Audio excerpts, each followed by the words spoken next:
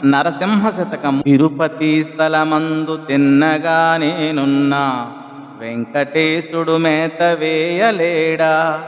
పురుషోత్తమునకు నీ పోయిన జాలు, జగన్నాథుడన్నంబు గడపలేడా.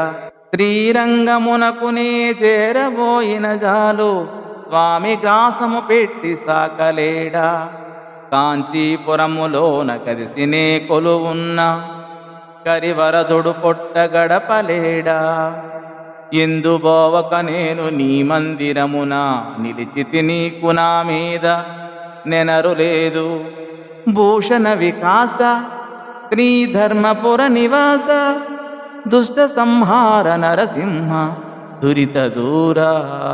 శోభామయమగు ధర్మపురమున వసించు ఓ నరసింహస్వామి, నీవు దివ్యాభరణములతో ప్రకాశించువాడవు, పాపములను పారద్రోలేవాడవు, దుష్టులను శిక్షించువాడవు.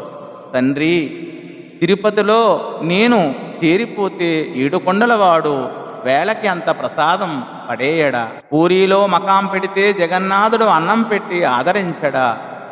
శ్రీరంగంలో నేను ఉండిపోతే గ్రాసం పెట్టి అనుగ్రహించడా. ఒకవేళ కంచికి పోతే వరదరాజస్వామి నా పొట్టకు అంత ఆహారం పెట్టడా.